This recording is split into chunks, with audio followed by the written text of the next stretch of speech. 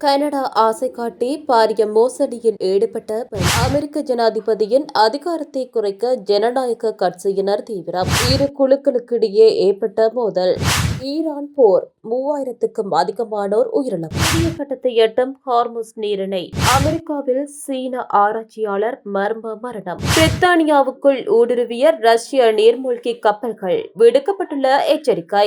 யாழில் மாணவனின் ஆடைகளை களைந்து காணொலி பதிவு செய்து தாக்குதல். கனடா ஆசை காட்டி பாரிய மோசடியில் ஈடுபட்ட பெண். கனடா உட்பட பல நாடுகளில் வேலை பெற்றுத் தருவதாக கூறி 1 கோடி ரூபாய்க்கும் அதிகமான பணத்தை மோசடி செய்த பெண்ணொருவர் கைது செய்யப்பட்டுள்ளார். இலங்கை வெளிநாட்டு வேலைவாய்ப்பு பணியகத்தின் சிறப்பு புலனாய்வு பிரிவினர் குறித்த பெண்ணை கைது செய்துள்ளனர். மகரகம பகுதியில் குளோபல் எடுகேயா கன்சல்டன்சி என்ற பெயரில் மாணவர் விசா பெற்றுத்தரும் நிறுவனம் ஒன்றை குறித்த பெண் நடத்தி வந்துள்ளார். இந்த நிறுவனத்தின் மறைவில் பாரிய வேலைவாய்ப்பு மோசடியை சந்தேக நபரான பெண் செய்துள்ளார். வெளிநாட்டு வேலைவாய்ப்பு பணியகத்தில் எந்தவித முறையான அனுமதி அல்லது உரிமமின்றி இயங்கி வந்த நிறுவனம் அதிகாரிகளால் முற்றுகையிடப்பட்டது. அங்கிருந்து பல வேலை ஒப்பந்தங்கள் மற்றும் முக்கிய ஆவணங்கள் கைப்பற்றப்பட்டுள்ளன. கைது செய்யப்பட்ட பெண் நுகேகொடை நீதவான் நீதிமன்றில் ஆஜர்படுத்தப்பட்டதை அடுத்து அவரை ஏப்ரல் 9ஆம் தேதி வரை விளக்கமறியலில் வைக்க நீதவான் உத்தரவிட்டுள்ளார். அமெரிக்க ஜனாதிபதியின் அதிகாரத்தை குறைக்க ஜனநாயக கட்சியினர் தீவிரம். ஈரானுடனான போர் தீவிரமடைந்துள்ள சூழலில் அமெரிக்க நாடாளுமன்ற உறுப்பினர்கள் வசந்த கால விடுமுறைக்காக தலைநகரை விட்டு வெளியேறியிருப்பது இருதரப்பு அரசியல்வாதிகளிடையே பெரும் அதிருப்தியை ஏற்படுத்தியுள்ளது. நாடு ஒரு இக்கட்டான போர்ச்சூழலில் இருக்கும்போது சட்டம் இயற்றுபவர்கள் தங்கள் பொறுப்பிலிருந்து விலகியிருப்பது விமர்சனத்துக்கு உள்ளாகியுள்ளது. குறிப்பாக கடந்த திங்கட்கிழமை அன்று ஜனாதிபதி டொனால்டு டிரம்ப் ஈரானின் முழு நாகரிகத்தையும் அழித்து விடுவேன் என்று விடுத்த எச்சரிக்கை காட்டுத்தீயாய் பரவியது. இதனால் ஆத்திரமடைந்த ஜனநாயக கட்சியினர் ஜனாதிபதி பதவியில் இருந்து நீக்கும் 25வது திருத்த சட்டத்தை நடைமுறைப்படுத்த வேண்டும் என்று பல கோரிக்கைகளை முன்வைத்துள்ளனர். ஜனாதிபதி தன்னிச்சையாக போர் தொடுப்பதை கட்டுப்படுத்த நாடாளுமன்றத்துக்கு இருக்கும் முக்கிய ஆயுதம் போர் அதிகார சட்டமாகும். இந்த சட்டத்தின்படி நாடாளுமன்றத்தின் ஒப்புதலின்றி ஈரான் மீதான ராணுவ நடவடிக்கைகளை தொடர முடியாது. கடந்த மார்ச் மாத தொடக்கத்தில் இஸ்ரேல் மற்றும் அமெரிக்கா இணைந்து ஈரான் மீது படையெடுத்ததாக ட்ரம்ப் அறிவித்த போது இந்த அதிகார கட்டுப்பாடு தீர்மானம் தோல்வியடைந்தது. இருப்பினும் இன்றைய தினம் ஜனநாயக கட்சியினர் மீண்டும் ஒருமுறை அடையாளப்பூர்வமாக இந்த தீர்மானத்தை கொண்டு வரவுள்ளனர். இந்த முயற்சி வெற்றி பெறுவதற்கான வாய்ப்புகள் மிக குறைவு என்றாலும் போரை நிறுத்த விருப்பம் அமெரிக்க மக்களுக்கு இது ஒரு சிறு நம்பிக்கையை அளிக்கும் என்று எதிர்பார்க்கப்படுகிறது. இரு குழுக்களுக்கிடையே ஏற்பட்ட மோதல். பல்கலைக்கழக மாணவர் பலி. ஹோமாகம மொரககென வீதியில் அமைந்துள்ள விடுதியில் தனியார் பல்கலைக்கழக மாணவர் இரு குழுக்களுக்கிடையே ஏற்பட்ட மோதலில் மாணவர் ஒருவர் உயிரிழந்துள்ளார். இந்த சம்பவத்தில் வெள்ளவாவை சேர்ந்த 19 வயது பல்கலைக்கழக மாணவர் ஒருவர் கொல்லப்பட்டதாக போலீசார் தெரிவித்துள்ளனர். நேற்றிரவு அந்த விடுதியில் இரு மாணவர் குழுக்களும் விருந்து நடத்தியிருந்தன. அங்கு ஏற்பட்ட வாக்குவாதத்தை தொடர்ந்து இந்த கொலை நிகழ்ந்ததாக போலீசார் தெரிவித்துள்ளனர். இந்த சம்பவம் தொடர்பாக கோமகம போலீசார் மேலதிக விசாரணைகளை மேற்கொண்டு வருகின்றனர். ஈரான் போர் 3000க்கும் அதிகமானோர் உயிரிழப்பு. கடந்த பிப்ரவரி 28 முதல் அமெரிக்க மற்றும் இஸ்ரேலிய படைகளுக்கும் ஈரான் ராணுவத்துக்கும் இடையே நடைபெற்று வரும் போரில் ஈரானில் இதுவரை 3000க்கும் அதிகமானோர் உயிரிழந்துள்ளதாக ஈரான் தடயவியல் மருத்துவ அமைப்பின் தலைவர் அப்பாஸ் மஸ்ஜெடி ஆரணி தெரிவித்துள்ளார். இதில் உயிரிழந்தவர்களின் உடல்களை அடையாளம் காணும் பணிகள் தீவிரமாக நடைபெற்று வருவதாகவும் சுமார் 40% உடல்கள் இன்னும் முழுமையாக அடையாளம் காணப்படவில்லை என்றும் அவர் குறிப்பிட்டுள்ளார். இதற்கிடையில் அமெரிக்காவை மையமாக கொண்ட மனித உரிமைகள் அமைப்பான HRANA ஏப்ரல் 7ஆம் தேதி நிலவரப்படி குறைந்தது 1701 பொதுமக்கள் உயிரிழந்துள்ளதாகவும் இதில் 254 சிறுவர்கள் அடங்குவர் என்றும் தெரிவித்துள்ளது. மேலும் ராணுவ தரப்பில் 1221 பேர் உயிரிழந்துள்ளதாகவும் மற்ற 714 பேரின் விவரங்கள் இன்னும் உறுதி செய்யப்படவில்லை என்றும் அந்த அமைப்பு அறிக்கை வெளியிட்டுள்ளது. ஈரானில் தற்போது நிலவும் கடுமையான போர் மற்றும் கட்டுப்பாடுகள் காரணமாக சர்வதேச ஊடகங்கள் அங்கு செய்தி சேகரிக்க செல்வதில் பெரும் சிக்கல்கள் நீடிக்கின்றன. குறிப்பாக வெளிநாட்டு செய்தியாளர்களுக்கு விசா மறுக்கப்படுவதால் கள நிலவரங்களை சரியாக கணிப்பதில் சிரமம் ஏற்பட்டுள்ளது. ஏனைய செயல்பாடுகளை கண்காணிக்கும் நெட்பிளாக்ஸ் அமைப்பின் தகவல்படி ஈரானில் இணைய சேவை முடக்கப்பட்டு இன்றுடன் 41 நாட்கள் நிறைவடைகின்றன. போர்க்கால பாதுகாப்பு காரணங்களுக்காக இணையம் துண்டிக்கப்பட்டுள்ளதாக ஈரான் அரசு தரப்பில் கூறப்பட்டாலும் இது அந்நாட்டு மக்களின் தகவல் தொடர்பு உரிமையை பறிப்பதாக மனித உரிமை ஆர்வலர்கள் குற்றம் சாட்டுகின்றனர். தற்போது பாகிஸ்தான் மத்தியஸ்தம் செய்ததன் பேரில் அமெரிக்காவுக்கும் ஈரானுக்கும் இடையே 2 வார கால போர் நிறுத்த ஒப்பந்தம் எட்டப்பட்டுள்ளது. ஏப்ரல் 8 முதல் நடைமுறைக்கு வந்துள்ள இந்த உடன்படிக்கையின் மூலம் ஹோர்முஸ் நீரிணையை திறப்பது குறித்து பேச்சுவார்த்தை நடத்த திட்டமிடப்பட்டுள்ளது. இருப்பினும் லெபனான் எல்லைகளில் இஸ்ரேல் நடத்தி வரும் தொடர் தாக்குதல்கள் காரணமாக இந்த அமைதி உடன்படிக்கை எந்த நேரத்திலும் முறிந்து போகக்கூடும் என்ற அச்சம் நிலவுகிறது. இஸ்ரேல் தாக்குதலில் ஹிஸ்புல்லா தலைவரின் மருமகன் பலி. தொடர்ந்து தீவிரமடையும் தாக்குதல். லெபனானின் பெய்ரூட் நகரில் நேற்றிரவு இஸ்ரேல் பாதுகாப்பு படையினர் நடத்திய தாக்குதலில் ஹிஸ்புல்லா அமைப்பின் தலைவர் நஜீம் காசிமின் தனி செயலாளர் மற்றும் மருமகனான அலி யூசுப் ஹர்சி என்பவர் பலியாகியுள்ளார். ஹிஸ்புல்லா தலைவர் அலுவலகத்தின் நிர்வாகம் மற்றும் பாதுகாப்பு ஆகியவற்றில் முக்கிய பங்காற்றியவர். அவர் காசிமின் நெருங்கிய உதவியாளர் மற்றும் தனி ஆலோசகராகவும் செயல்பட்டு வந்துள்ளார். பெய்ரூட் மற்றும் அதனை சுற்றியுள்ள ஹிஸ்புல்லா உள்கட்டமைப்பை இலக்காக கொண்டு தொடர்ந்து தாக்குதல்கள் நடத்தப்பட்டுள்ளன. இந்நிலையில் லெபனானில் இஸ்ரேல் மேற்கொண்டு வரும் ராணுவ நடவடிக்கைக்கு அமெரிக்க ஜனாதிபதி டிரம்ப் ஆதரவு தெரிவித்துள்ளார்.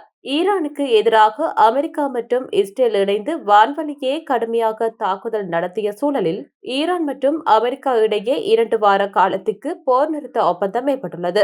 டிரம்ப் அரசின் முடிவை இஸ்ரேல் அரசு வரவேற்றுள்ளதுடன் இந்த 2 வார கால போர் நிறுத்த ஒப்பந்தத்தில் லெபனான் நாடு இடம்பெறாது என்றும் கூறியுள்ளது.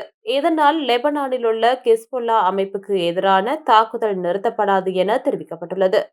இதேபோன்று லெபனானில் இஸ்ரேல் மேற்கொண்டு வரும் ராணுவ நடவடிக்கைக்கு அமெரிக்க ஜனாதிபதி டிரம்ப் ஆதரவு தெரிவித்துள்ளமை குறிப்பிடத்தக்கது. புதிய கட்டத்தை எட்டும் ஹார்முஸ் நீரிணை ஈரானின் அதிரடி தீர்மானம். ஹார்முஸ் நீரிணை நிர்வாகம் ஒரு புதிய கட்டத்துக்கு கொண்டு செல்லப்படும் என ஈரானிய உச்ச தலைவர் மொஜ்தபா கமேனி தெரிவித்துள்ளார். இது தொடர்பில் அவர் வெளியிட்டுள்ள அறிக்கையில் இந்த போரில் ஏற்படுத்தப்பட்ட ஒவ்வொரு இழப்பிற்கும் ஈடு செய்யும் வழிகளை தேடுவதுடன் போரில் காயமடைந்தவர்களுக்கான நஷ்ட ஈட்டையும் ஆட்சியமைப்பு கோரும். ஹார்முஸ் நீரிணை நிர்வாகத்தை ஆட்சியமைப்பு ஒரு புதிய கட்டத்துக்கு கொண்டு செல்லும். ஈரான் ஆதரவு போராட்டக்காரர்களை வீதிக்கு வருமாறு அது அழைப்பு விடுத்துள்ளது. ஏனெனில் பொது சதுக்கங்களில் எழுப்பப்படும் உங்கள் குரல்கள் பேச்சுவார்த்தைகளின் முடிவில் தாக்கத்தை ஏற்படுத்தும். ஈரான் ஒருபோதும் போரை விரும்பியதில்லை. நாங்கள் போரை நாடவில்லை. ஆனால் எந்த வகையிலும் எங்களது நியாயமான உரிமைகளை கோருவதிலிருந்து பின்வாங்க மாட்டோம். ஈரானின் கூட்டாளிகள் மற்றும் பிராந்திய பதிலாளிகளான ஒட்டுமொத்த எதிர்ப்பு முன்னணியும் உள்ளடங்கும் என குறிப்பிட்டுள்ளார். அமெரிக்காவில் சீன ஆராய்ச்சியாளர் மர்ம மரணம். பீஜிங் கடும் கண்டனம். அமெரிக்காவின் மிச்சிகன் பல்கலைக்கழகத்தில் செமிகண்டக்டர் துறையில் உதவி ஆராய்ச்சியாளராக பணியாற்றி வந்த டன்ஹாப் வாங் என்பவர் கடந்த மார்ச் 19 பல்கலைக்கழக கட்டடத்திலிருந்து விழுந்து மர்மமான முறையில் உயிரிழந்தார். இந்த துயர சம்பவம் நடப்பதற்கு சற்று நேரத்துக்கு முன்னதாக அமெரிக்க சட்ட அமலாக்கத்துறையினர் அவரிடம் கடுமையான முறையில் விசாரணை நடத்தியதாக சீன தூதரகம் குற்றம் சாட்டியுள்ளது. இது ஒரு தற்கொலை முயற்சியாக இருக்கலாம் என பல்கலைக்கழக நிர்வாகம் சந்தேகிக்கும் நிலையில் சீன வெளியுறவு அமைச்சு இதற்கு கடும் கண்டனம் தெரிவித்துள்ளது. அமெரிக்க அதிகாரிகளின் இத்தகைய விசாரணை முறைகள் சீன குடிமக்களின் உரிமைகளை மீறுவதோடு இரு நாடுகளுக்கும் இடையிலான கல்வி மற்றும் கலாச்சார பரிமாற்றங்களை சீர்குலைப்பதாக சீனா சாடியுள்ளது. ஜனாதிபதி டொனால்ட் ட்ரம்ப் தலைமையிலான அமெரிக்க அரசு தேசிய பாதுகாப்பு காரணங்களை காட்டி சீன மாணவர்கள் மற்றும் ஆராய்ச்சியாளர்கள் மீதான கண்காணிப்பை கடந்த சில ஆண்டுகளாக தீவிரப்படுத்தியுள்ளது. குறிப்பாக ராணுவ தொடர்பு இருப்பதாக சந்தேகிக்கப்படும் ஆராய்ச்சியாளர்களின் விசாக்களை ரத்து செய்யும் நடவடிக்கைகள் எடுக்கப்பட்டு வருகின்றன. இந்த சூழலில் வாங்கின் மரணம் குறித்து முழுமையான விசாரணை நடத்தி முழுமையான விளக்கமளிக்க வேண்டும் என்று சீனா வலியுறுத்தியுள்ளது. ஏற்கனவே 2024 ஆண்டு ஜேன் வு என்ற சீன அமெரிக்க விஞ்ஞானி தற்கொலை செய்து கொண்ட சம்பவத்தை தொடர்ந்து தற்போது நிகழ்ந்துள்ள இந்த மரணம் அமெரிக்காவில் உள்ள சீன கல்வியலாளர்கள் மத்தியில் பெரும் அச்சத்தையும் அதிர்ச்சியையும் ஏற்படுத்தியுள்ளது. பிரித்தானியாவுக்குள் ஊடுருவிய ரஷ்ய நீர்மூழ்கி கப்பல்கள் விடுக்கப்பட்டுள்ள எச்சரிக்கை. பிரித்தானிய கடல் பிராந்தியத்துக்குள் ரஷ்ய நீர்மூழ்கி கப்பல்களின் அத்துமீறிய செயல்பாட்டை கண்டுபிடித்திருப்பதாக பிரித்தானிய அரசு வெளிப்படுத்தியுள்ளது.